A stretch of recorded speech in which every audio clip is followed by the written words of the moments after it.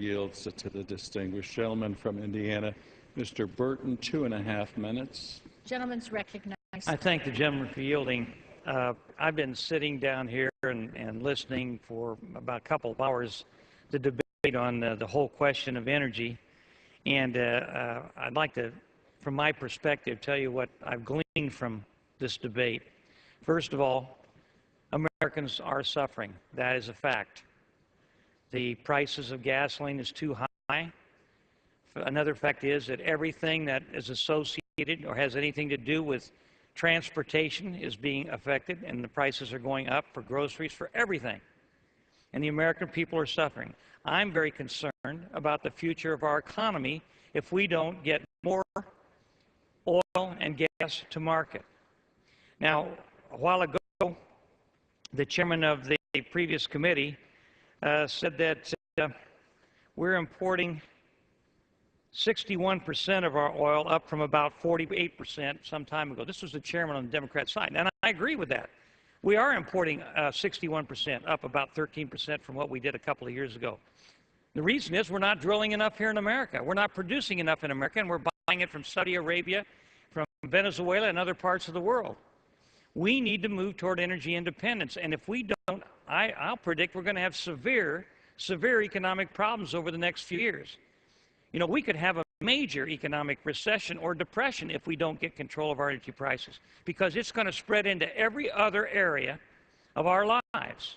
And the American people, I think, sense that, and that's why I said to my colleagues, go home and talk to your friends and neighbors at the gas station and ask them, do you want to get the gas prices down, or do you want to make sure we don't drill in America?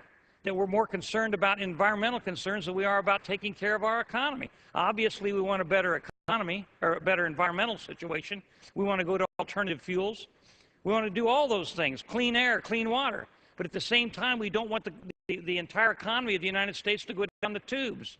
And unless we get control of these energy prices and become energy independent by drilling here at home, that's a very real risk. We could have a real severe economic downturn. Fact, prices are too high. Fact, it's hurting our entire economy. Fact, we have enough oil and gas and oil shale to make us energy independent if we get it out of the ground and out of the ocean and to market. Fact, 68% of oil well explorers are small companies. That's been brought out here today. And 87% of gas producers are small businesses. We talk about these permits. Why would they not want to drill? It's their livelihood. Can I get another minute? Do you have enough time? Yes, I'll Gentleman's recognized. yield another minute to the gentleman. Why would these oil producers drill? So I think it's a bogus argument to say, hey, they're holding these permits and not drilling. They want to make money, and if they don't drill, they're not going to make money.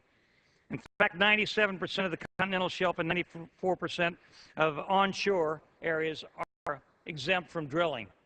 And the oil's there, the gas there, and the coal shale's there. And we're not doing a darn thing about it, and we're arguing about it. There has to be a bipartisan move to solve this problem. It ain't going to solve itself, and the American people continue to suffer. So I'd like to say to my colleagues on the other side of the aisle, let's sit down and work this out, because if we don't, everybody's going to suffer, and this blame game ain't solving anything.